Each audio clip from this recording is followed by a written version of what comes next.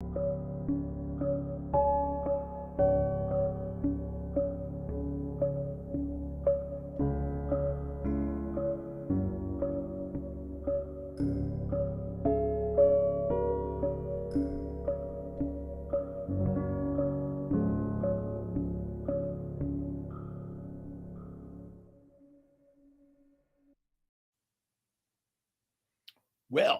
it looks like it might be working. Yeah, TJ, hello, sir. And yes, there's like these cool things I didn't even play around with. So I was fucking around with them because I was like a few minutes early for a change. Javier, hello, sir. Stephen, hello. All right. Well, let's get started on today's live chat. Today's sponsor is PHL Knives out of Philadelphia. That's the PHL. Crystal, hello, dear. They hooked me up with this NPE Murder Hornet Shorty. I don't know if I got the shorty because I'm the shorty. I don't know what the longy is, lengthy. But it is made of, I'm pretty sure it's G10, pointy as fuck. And it's got a full-size handle on it that is like painted in truck bed liner, maybe. And pretty slick little design. And of course, there's no metal in it. What's really cool is the Kydex sheath has a plastic clip with plastic bolts and plastic nuts, and there's some shot cord knotted through it for retention. So even the sheath is NPE. Pretty slick. They had a table at the all hands muster with a bunch of cool shit, a lot of NPE stuff, and that's non-permissive environment, as well as steel pokies and pretty cool shit. They have a bunch of different designs, and as a matter of fact, because I have the ability, we will copy, paste, and there is the link to PHL's Etsy site where he sells his stuff. Colt, hello, sir. He's got some different designs, and he does NPE styles trainers, and he does the real steel knives that he makes in trainers. And to me, that's critical. A fixed blade knife should have a trainer available, which is why a couple of years ago I switched from the TDI knife from K-Bar to a clinch pick. Was I needed a trainer, or it was useless because I don't know fuck all about knife fighting. So as I get some training and then some practice, like I needed a fucking training knife. Tom Hollaby, hello, sir. Adam Hall, hello. So there is tonight's sponsor. So I got a pile of questions tonight. We'll jump right to them pretty quick. Like I'll keep some tabs here. Drinking some water with some lemon in it. I still got this fucking kidney stone thing going on, and lots of water. And my urologist said, hey, you can put some lemon in it. A lot of people think that helps. Well, it certainly doesn't hurt. Makes it taste gooder. I guess on the social front, interestingly, I guess a couple months ago, or a month ago, 6 weeks, something like that, my wife and I started watching Sons of Anarchy. Now, I had watched it up until season whatever when Opie died, and like that was the last episode I watched. Click. I don't need to watch anymore. I hate all the rest of the fucking characters. Now, it's not true that I hated them all. I was very neutral on the Irish dude, Chibs, and I kind of liked Happy, but he's such a bit player that I was like, I'm not watching this show for that. Opie was the only person with a moral compass, so I have nobody to root for. I just want them all to die. Well, my wife and I, we watched some TV shows, and like we were running out of shit to watch. And so I was like, well, we could try this again. And she's like, well, if you've already watched, I said, I stopped at a certain point. So we watched it, got to that point. She too was like, well, everyone else fucking sucks. However, we finished it all the way to the end. And I got to say, like the last season or like the last episode of the previous season, all the way through the end was great. Like everyone died. And I was so happy that these characters that sucked were never going to be on TV again. And still was neutral on Chibs, didn't die. Still liked Happy, didn't die. Like the only two ones that I was like, oh, hope they don't die, didn't. And everybody else gone. And what a great show. Like what a wonderful way to end it. All right. Now I'm off of that.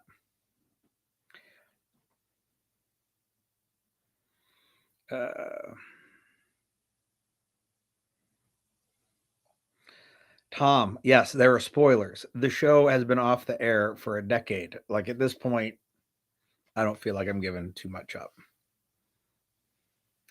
Colt, we did start Mayans. I haven't really connected with any characters. I only like episode 3, so.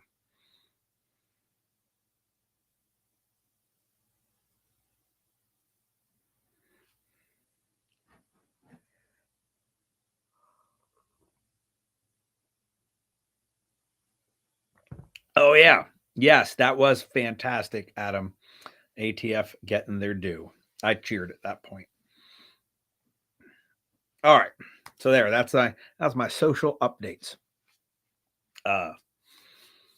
If you'll notice something new to try out, behind me over here, Bob is wearing a respirator, and the respirator has had the two side filter holes, factory plugs put in them, and the front hole. As I bought the NBC filter for it, and it's like a burnt bronze, like mirrored lens. It looks cool as shit. Was a quarter of the price of the respirators that I used to have to wear for work. And I even found out that if I put that thing on and I grab those two bottom ones and I fucking pull them until like my hands touch, when I do the seal test, it seals even with my scruffy beard.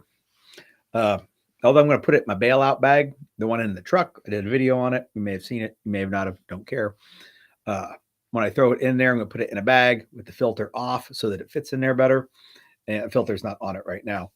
And I'm going to throw in a couple little squirt things of Surgy lube, so I could like grease up the face to put it on, tear gas, smoke, that kind of thing, bailing out of a burning vehicle and have to make it through mobs, et cetera, was why I wanted it. And I wasn't paying like a lot of money. So I found a smoking deal, and those are like $180. I end up getting it for like 40. But looks cool as shit too. I don't know how well you guys can see it, but kind of looks like a mirrored set of like Iridium Oakleys. Matt White, hello, sir. Uncle Guns.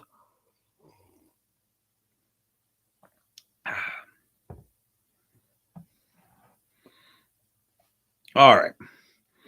So I saw a discussion today on the interwebs and felt like it needed some further explanation. Some folks were talking about, like there was a meme. I think Dale Corbett put the picture up. I don't remember. And it's something to do with like cars and like having cars on your range. And then it got into this discussion about cars being cover and they're not being cover and they're not terrible cover. However, like the parts of the car that stop bullets are pretty few and far between. And the parts that people think, well, those always stop bullets, don't. Like steel rims don't stop bullets. The pillars, like the A and B pillar, like I've seen those stop bullets. I've seen them stop a 308. And one dude said, I've never seen a bullet, a pillar not stop a bullet. I've seen every fucking bullet go through a pillar. Pistol rounds, rifle rounds, I've seen them all go through it. It's a matter of how often they go through it and where in the pillar, because the pillar is like, it's bent metal. And so it's layers. And Uh, the thing that got me was like I've seen it stop at 308 and I've seen 9mm go through it. And the once you peel all the plastic and bullshit off, I've not found a pillar because we do bullet labs and vehicle dynamics and we pry all that shit off of there to see what it looks like inside the plastic after it's been shot. And I've never seen a pillar that's more than 2 inches, like a B pillar that's wider than 2 inches. So if you had a B pillar and the corresponding one's on the other side of the car, if you had moved so that the bad guy is at some sort of angle to you, that's 4 inches of maybe cover surrounded by air. And I was like, how what? Uh, uh, and then we didn't get to talk about engine blocks, but I have seen we've shot through engines side to side, and they're not as big. They don't fill the fucking engine compartment. The engine compartment's full, but it ain't full of fucking engine block. There's a lot of plastic bullshit in there. But I have seen a lowly 9mm pistol round shot into the radiator, like at the front of the car, aiming towards the back of the car, squirt its way all the way out the tail light. So it went through the radiator, through some shit in the engine block, through the firewall, through the front seat, through the back seat, through the trunk, and out the tail light. 9mm. So all the layers of the car, like the best cover you can get, as many layers as possible. 9mm full metal jacket worked all its way all the way through. I mean, maybe our definitions of terrible cover are different. All right. If you'll notice, the Hello Sir shirt is out and people have received it. We are no longer offering the origin story Hello Sir shirt. If you wanted the one with the print on the back, gone for good. But the shirt costs like $4 less if you don't print on the back. So now there's just print on the front. I dropped the price of the shirt $4. And on some of the sizes, there's 25 cents in profit. And on the 4X, there's 50 cents in profit because I like to round things up to even number. So if you buy any, I will add up all those quarters and give Jay his couple dollars next time I see him. It does have Jay's URL, preelectustraining.com on the front.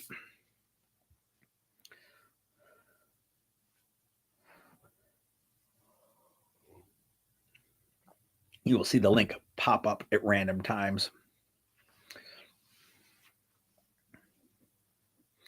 Adam, the Hello Sir shirt, still a good shirt. Just I wanted to try and make it more affordable because I wanted more people to wear Jay's stuff. Thought there for a minute we got fuzzy, which we may have. So regardless, back to the taillight thing. I saw the little link pop up. It'll pop up like every 7 or 8 minutes for the shirt. Jay Gibson, hello, sir. I don't know if you heard, but these shirts have like a 25% profit margin. Everybody that buys one, you get the 25%. And your URL, the website is on it as well. And I'll send you one. Like I'll buy it out of my pocket.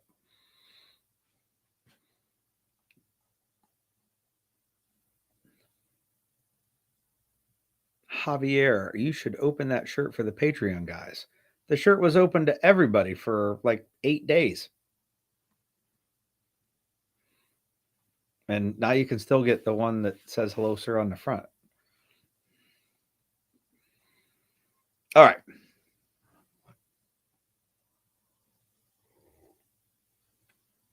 Crystal, that's pretty amazing, isn't it? Normally I say, man, I talk about something in it and it showed up. I wish I'd have talked about a suitcase full of money. Oh, and it's Jay. It's just as good. Tom, awesome. I am glad you are digging the sling duber. I am digging it as well.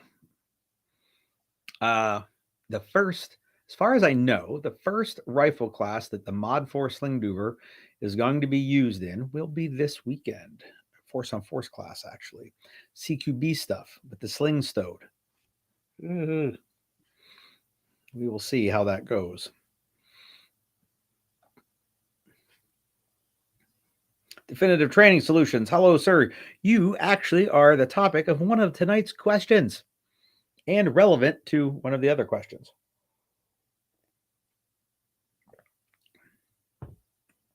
And since you're here, Zach, how about, well, I'll just go right to those questions. One of the questions I got next month, September 16th, are you taking the Definitive Training Solution Shotgun class? The answer is, I will be there. I'm going to try to take the camera that you are all watching me on right now and get Zach some pictures. I hope. Fingers crossed. So I will absolutely be there. One of the other questions that I got related to all of that, let's see if I can copy so I can get ready to paste an answer here, is where can I get shotgun cards real fast? I need some for the class. Well, I don't ever really shop for them. Actually, I know where you can get some that aren't great really fast, but I would check and see if I could get the ones from Combat Art Training. Oh, look at that. A link just showed up. I finger fucked some of those at the muster, and man, I like them. The green's kind of weird, but I also don't care that it's green. Green is in the webbing. I would swap all of mine out, except I have these ones from AR 500 that are like Hypalon with the elastic, as opposed to that cool webbing that Andrew uses. And I have a bunch of them. And as I wear them out, I'm going to buy Andrews, but I don't shotgun enough to really concern myself with wearing them out. But TJ, you are the one that asked, and you are here. So here is the other answer. If you can't get any in time, or like any quality ones instead of crappy ones from Midway, you can use mine. Like I have 1, 2, 8, I think, of the AR 500 ones. They hold super fucking tight. So if you want it to be sloppy, that ain't gonna happen. John, hello, sir. Adam, what do you not like about the AR 500 ones? Not tight enough? I mean, I thought they were tighter than most of the other ones.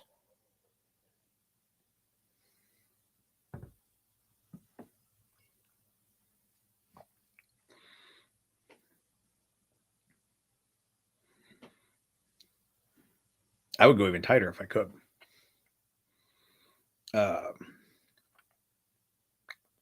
So there's my shotgun question. Zach Bush, if you're listening and you have another answer, feel free to type it right up. Unfortunately, you can't type up a link because I think only my moderators can do that.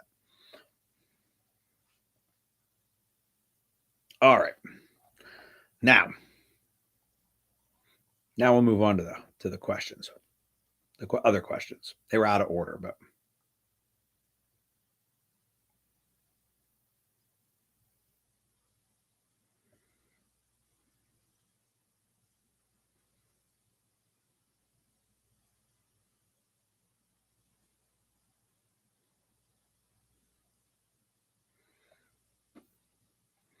Javier, $25. I think Andrew charges 30 for his. I think if you buy 4 or 5, they're $25. Of course, you can save on shipping because he's in Jacksonville, but like I like them being robust. I like them super fucking grippy.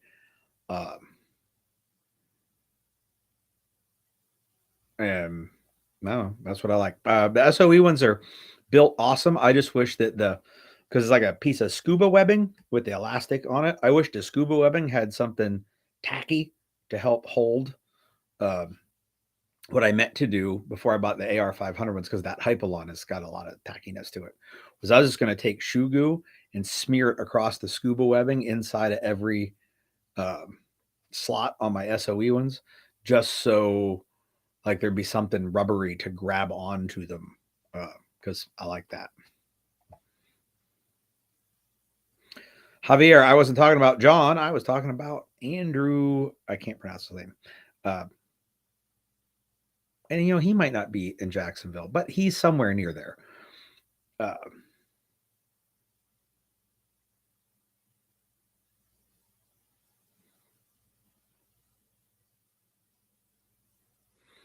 Oh, look at that. Crystal's got a cop rig. Those things are awesome too.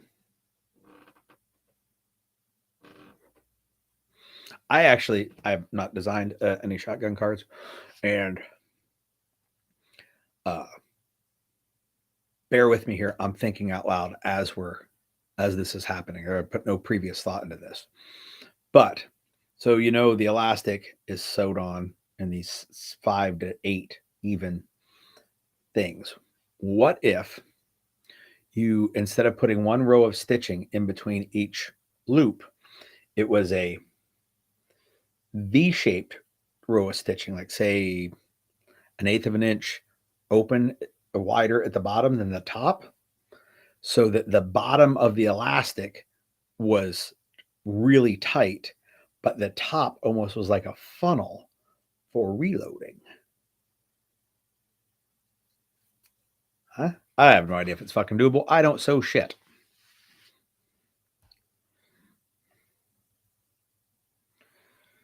Alpha Charlie Concepts has something in his brain for some shotgun stuff.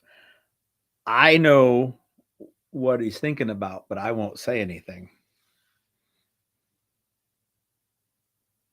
Brown Coat Tactical is a fucking awesome name. I mean, if you're a Firefly fan. If you're not, it means nothing to you.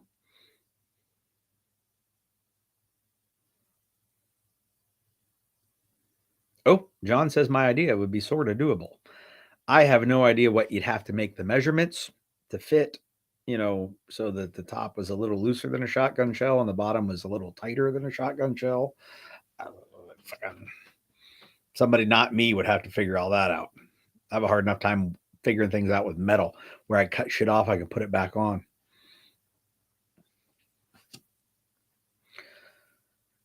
All right, let's see. We'll get the gear stuff out of the way, maybe. So the first question of the week was dot, circle, dot. Which you prefer in a pistol?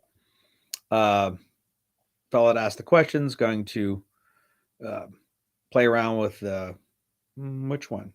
Circle dot? The circle dot for a bit. I prefer iron sights, but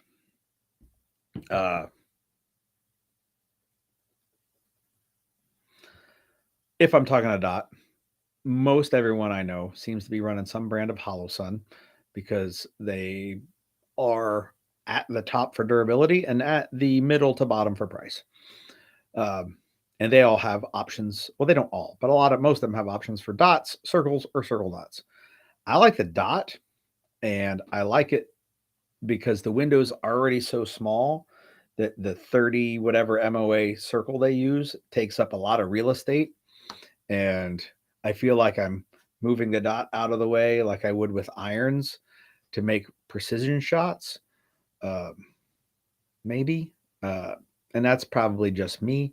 I also like, there are people that do like 6 MOA dots, which I feel are like this fucking big. I like the 2 MOA dots. I believe the EOTech, the eFlex has a 1 MOA dot with a ring around it. So maybe. Active shooter in PA, Pittsburgh, hadn't heard.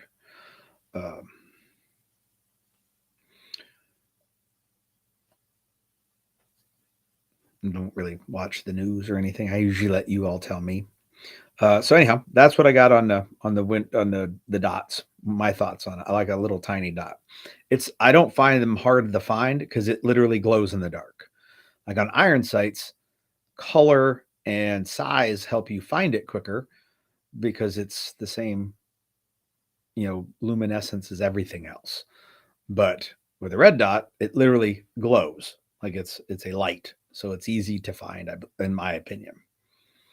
All right, so training time. Priority of rifle versus pistol, 50-50 or more time on pistol as it's a daily carry item, question mark. I do believe more time should be spent on the pistol. Not necessarily because it's a daily carry item, but nothing you do with the pistol will negatively affect the rifle. In fact, if you become like an expert with a pistol, you'll own everything you can see with a rifle. Now, things beyond what you can look around and see, you've got to start learning some rifle tricks about, like, hey, the bullet does some stuff and I'm that far away. Uh, like all the running the gun, like keeping putting the sights where you want and keeping them there while you press the trigger. Learning to do that with this directly applies to the rifle. With the rifle, it doesn't directly apply to the pistol because all them extra points of contact make it so that it's a lot easier to keep the sights where you want, and it doesn't translate to being all wobbly in your hands. That's my take on the pistol versus rifle training.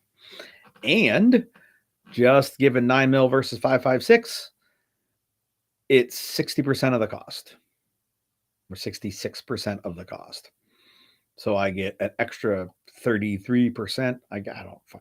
Don't ask me math questions, of training for the same dollar. That's my thought on that.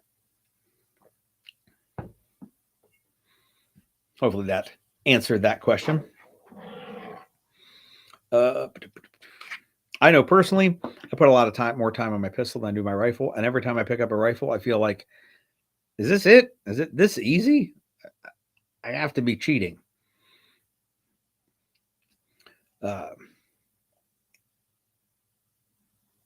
So I have 1, 2, 3 suppressor questions from 2 different people.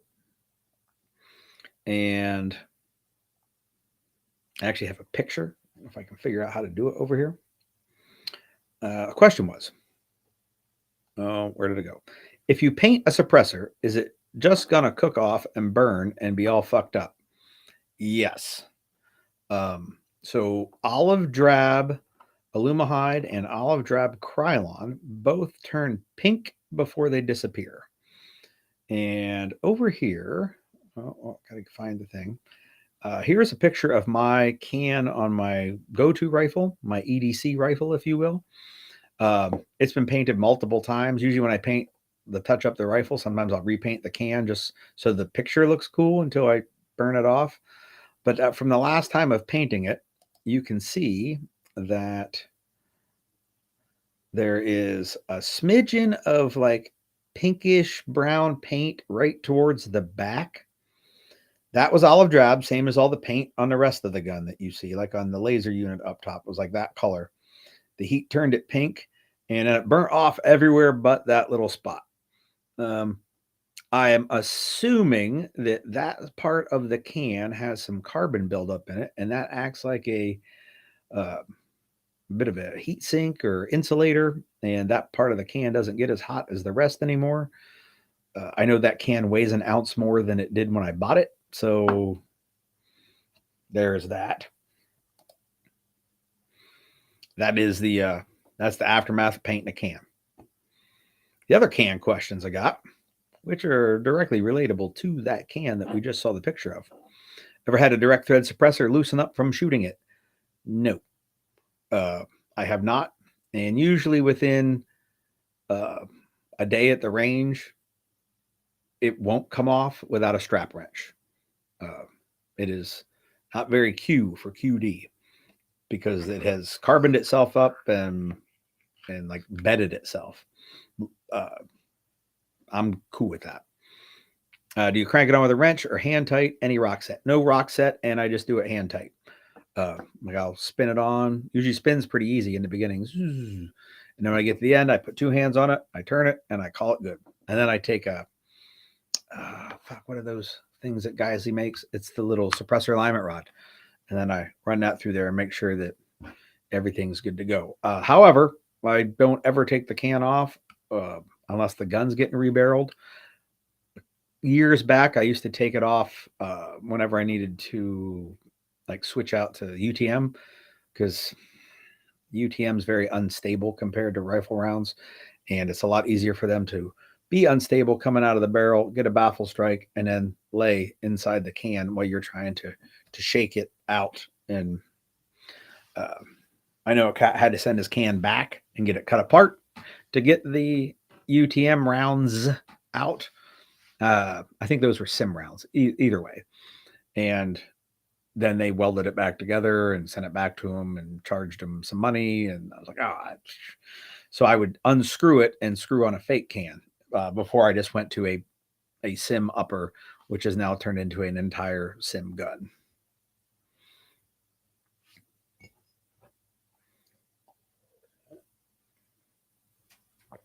All right. What other questions did we have? I did take pictures for the one when we get to it.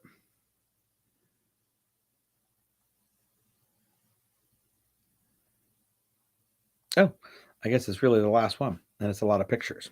All right. I will read the entire question, then I will give you my answer, then I will explain my answer with some pictures. How do you feel about switching to non-dominant pistol shooting, but with both hands?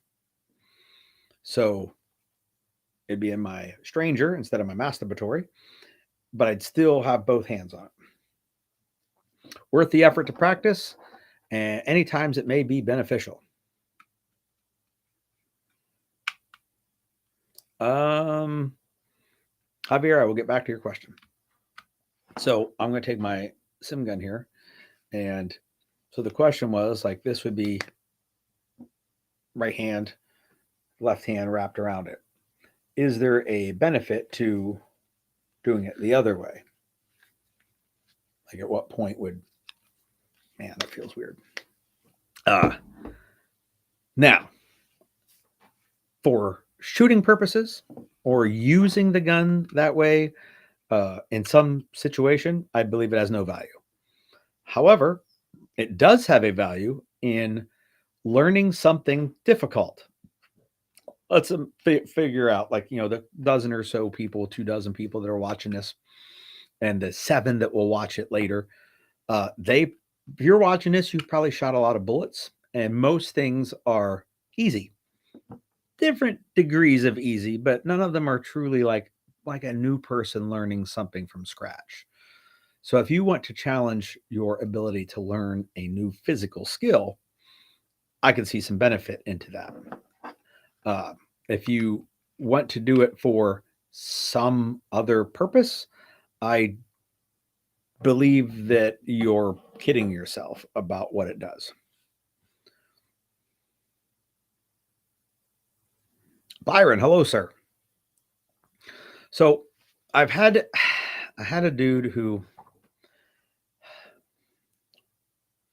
I had this discussion with some, we'll call them professional war fighters. They don't swim, if we're trying to narrow down who they might be. And let me see if I can see all right. So here's a picture. There's a door right over here. And I took a picture with that cert gun earlier this evening. And using the door as like some part of cover, I had Benjamin take a picture. I aimed at the same thing in all the photographs. I wasn't directly at him because I wasn't, even a cert gun, I wasn't pointing it at him. So this is right hand, and I'm aiming with my right eye. Now watch how much more cover I get if I switch hands. We'll go back.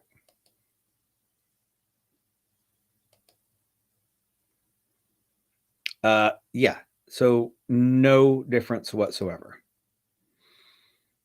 Now, this is what this warfighter fella told me. He had a funny French hat. And he said, well, if you're going to put that gun in your left hand, you got to aim with your left eye. So I asked, well, can I just aim with my left eye and not put the gun in my left hand? And see if I get this right. So here is aiming with my left eye with the gun in my right hand. I am showing less than when I aimed with my right eye. Can I aim with my left eye? Absolutely. Like I've learned to do that 40 fucking years ago. I'm not even 50 yet. So now when I switch hands, Still aiming with that left eye. Check this out. Oh, wait, wrong picture. Sorry, guys. Sorry, guys. Let me go back here. Right hand, but I'm aiming with my left eye. I switch hands. Yep, that's the difference. Way better cover, right? Or not. So the idea that you can use cover better by shooting a pistol by changing hands, it doesn't change the location of the gun to your body or the gun to the cover. So there's no like effect to using cover. Now, putting half of your head behind the cover does remove, like 2.5, 3 inches of fucking brain matter. And you use the eye that comes out first from the cover. However, you don't have to switch your hands to do that. It's not a rifle where because it's touching your face and shoulder, you have to move it to the other eye. Like I don't understand the purpose, other than if you really want to challenge yourself by learning something new. So I stopped and took pictures. I hope you guys appreciate it.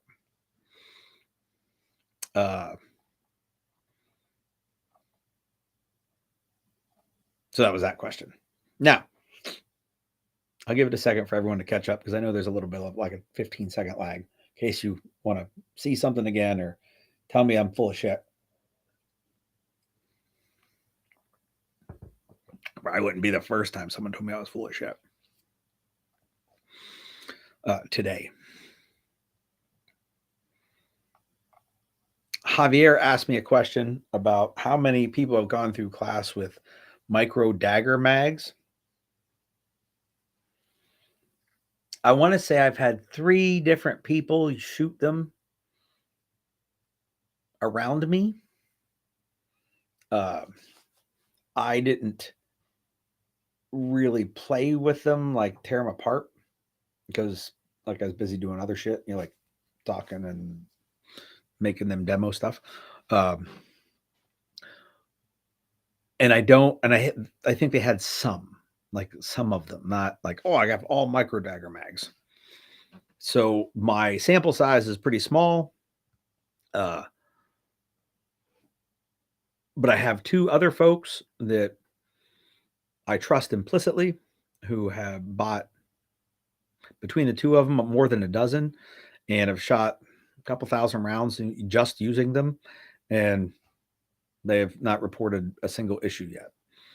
So I'm taking their data and saying, yep, if you have a 48 or a micro dagger, buy the PSA mags.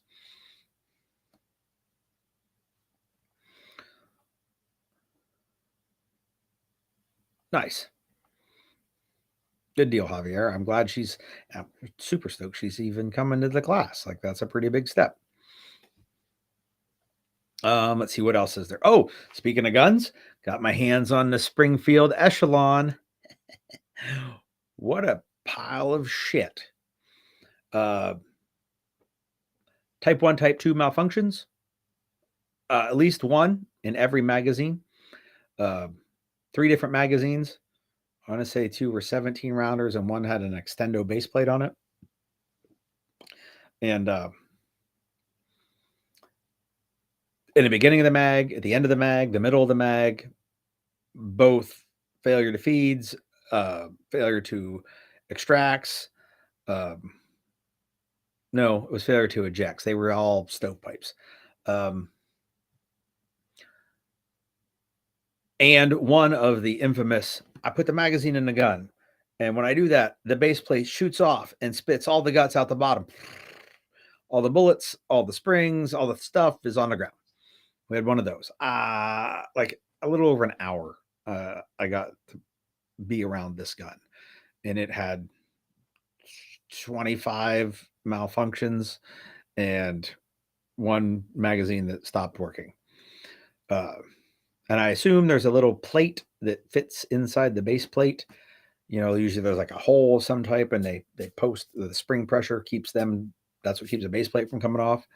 The one that did we don't know where that plate went. Somewhere on the ground at the range. So it's got XD fucking DNA all through it. However, it's got a built-in gas pedal that's really nice. Like that gas pedal is tip top. Mike Fiore, hello, sir. And I got to play with this over at the local gun club that I'm a member of because I went to the monthly meeting. And in the monthly meeting, we did a short AAR of the muster.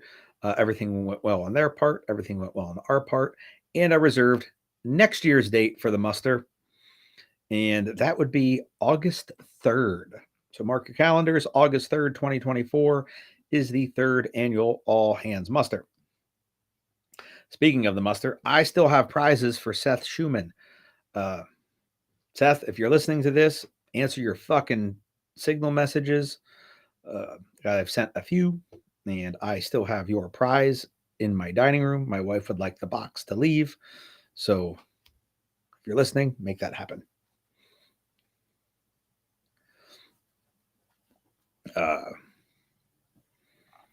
So that's the deal on the muster for next year. I don't know who's coming. I've had people ask me, is so-and-so coming back? I've had 3 different instructors mentioned. Are they going to do something again? One from the first year and 2 from this year. People wanted to know.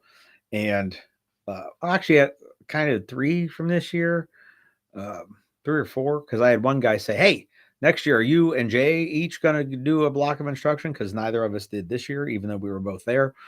And I just shrugged my shoulders like, well, Jay is, if he wants to come, he can certainly talk about anything he likes. And I had a block of instruction for myself, but it was a short block.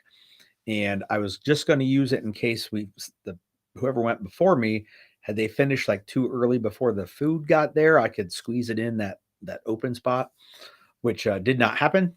The food came and everything was squared just in time to end that up. And for Jerry, he ended it right as the food was all getting set up. Speaking of which, I just went to Fourth Taco today, and they are on board next year as well for being the food vendor. They have the date, and we have locked them in as well.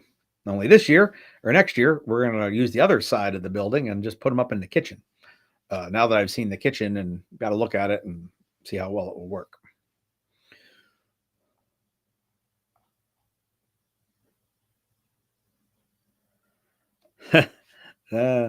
Well, when it comes to time, Matt, I don't know if I was very regimented for how much time. Like people are like, how long should I talk? And I'm like, 30 to 60 minutes somewhere ish. And I didn't really put like a hard fucking, you got to be done cap. And then Sonny said, whatever doesn't get used by anyone else, I will take. Okay. Like we end up finishing like the talkie shit at 6, and it was supposed to be done at 5, and nobody fucking cared. So that worked out well as well. All right. Let me make sure. Okay. I had a spot for people to ask questions. I want to make sure nobody asked one while we were talking.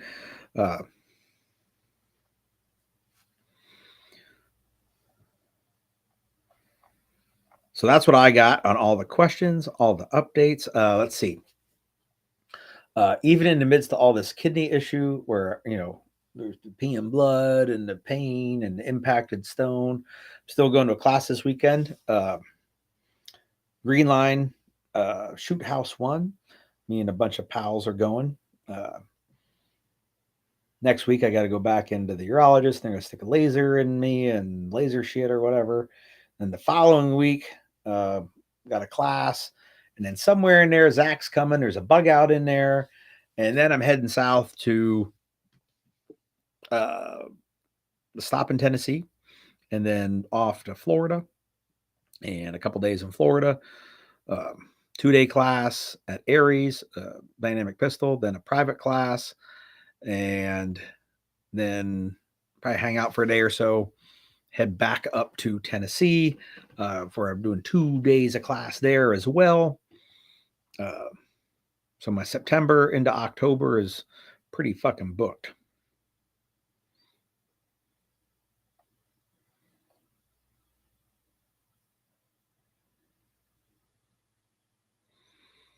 Yes, kidney armor would be good, TJ. Let's see. Javier is going to bring the Smith & Wesson folding carbine. That'll be cool. I haven't seen anything but pictures. I haven't seen one in a gun shop even. Of course, I don't really go to many gun shops. I have one that I like, and I haven't seen one in there. Adam wants to do Dawn's Shoot House Level 1. Well, I'll tell you what I think of it when it's over. I have a hunch I'm going to like it.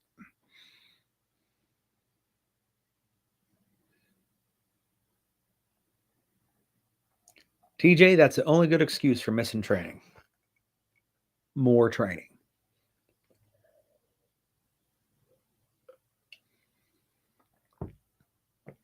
Let's see. September, pretty busy. Florida, Tennessee, and then October is Texas and Montana, and then December back in Texas. So pretty busy shit going on away there as well. I've got nothing else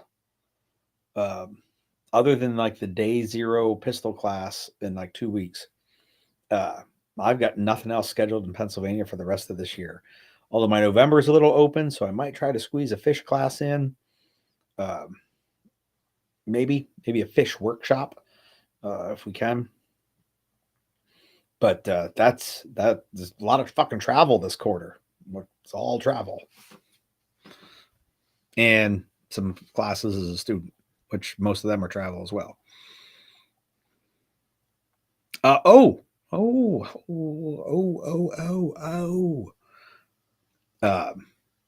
There is, for you patrons or people that have thought about becoming a patron, there is a Warrior Lodge opening in Patreon right now. Like there is one has opened up. A fellow who has paid every month for a long time, who has not used much at all, finally canceled his subscription, and it left a Warrior Lodge membership open. It's $100 a month. You can do all the training that you want. That's it. Like you just get to train for no tuition. If we have any consumable costs, range fees, or whatever, you still get those. But otherwise, it's $0 tuition classes. And if it is still open at the conclusion of 2023, I will just erase it as a spot. So it is not something that you're like, oh, well, I'll wait until spring of next year. And it's not going to be there then. But there is one available. I let the patrons know about it last week. I think it was last week, and gave them some time to see if they wanted to upgrade. And since nobody did, there's a spot for somebody else. So that is that. No. The first Tennessee is October 30th and or not October 30th. September 30th and October 1st, I believe. Let me open up my calendar here and make sure for you, sir.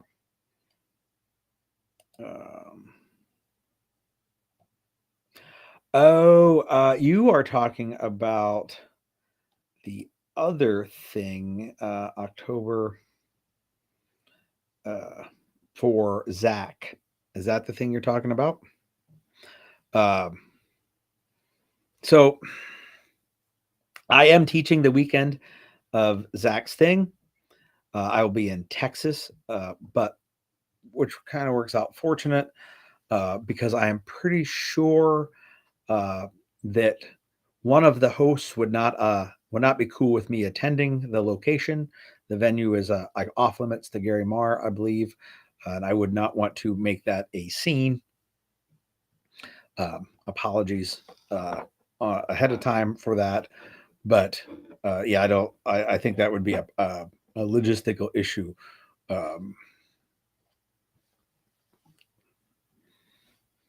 But as it turns out, I will be teaching in Texas to a class that has a lot of people signed up, so I can't go.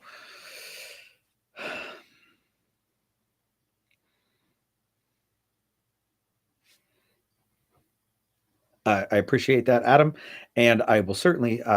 My thoughts will be there with you guys, and I hope it's fucking awesome, as it should be.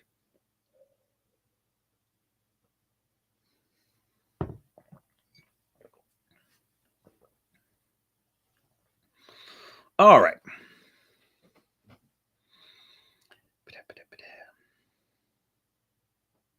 You know what?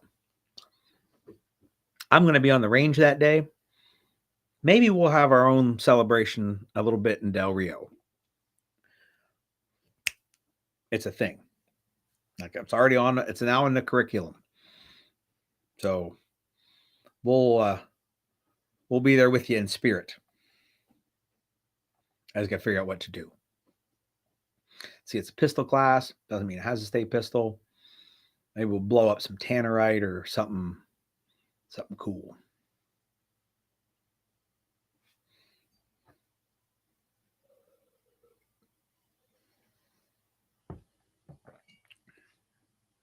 Yep, you got it. We are on it. I say we because I'm not even sure who's going to be there. So I am on it. Scrolling back through my notes here. I have all of that.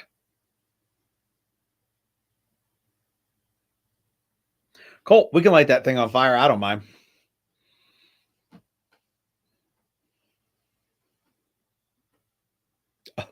Watermelons. I will let my host know to have me some watermelons.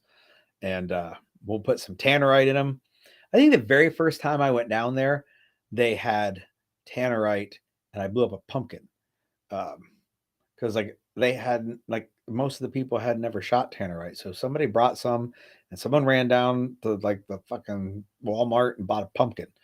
Maybe it was the second time. I don't know, but certainly I blew up a pumpkin down there. And they didn't mix the tannerite very well because they put the jar and like hollowed out the pumpkin, drew on where I should shoot. And after like 5 rounds, like, you can't fucking hit shit. And I was like, man, I don't know what the deal is. We walked down there and the pumpkin had holes in it. And all 5 of my rounds had pierced through the little plastic container and not set it off. And so they poured it into a different container, shook it up some more, put it back in there. Next round, boom.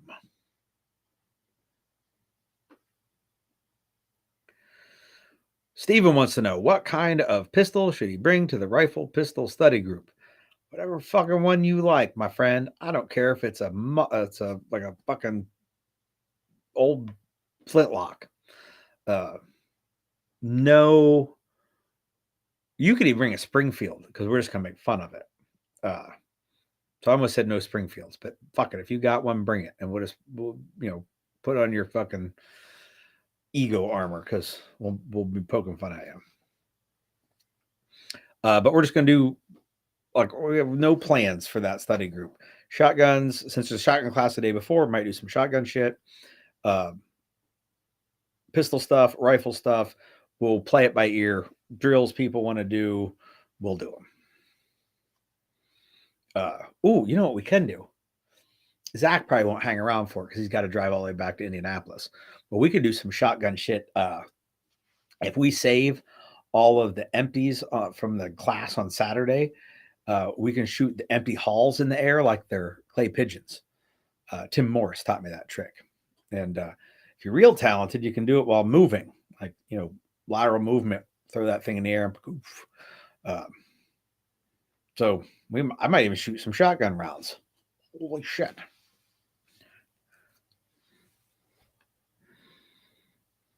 All right. I got 9 o'clock. That's my cutoff time. Just about out of water. As you can imagine, now I have to pee.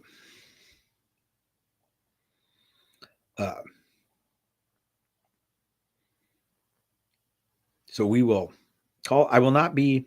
There will be no live chat next week because it's the same day that I'm going to get the laser stuck in me. Like you can imagine how they find their way inside the kidney. They don't cut anything; they just fish it in. So I'm not going to do a live chat that evening if it's okay with you all. So there'll not be one next week. I will catch up with you on the following week, which will be right before Zach gets here. Oh, I better check. All right. So I have that on that day. Oh, yeah. Then the following one will be like the 6th. It's before the bug out. Okay. That'll work all right. Zach doesn't get here to the following week. Perfect. So no live chat next week. I'll see you all the following week. You all have a wonderful time. Live stream the procedure, TJ says. I'm going to be under general anesthesia. I'm going to say, and then I'll be done. So I'll see all you guys in 2 weeks. Some of you I will see in a couple days at the Shoot House 1 class. Everybody else is not cool, but all the cool guys will be there. And all the uncool guys I'll see here back on this channel in 2 weeks' time. All right, you all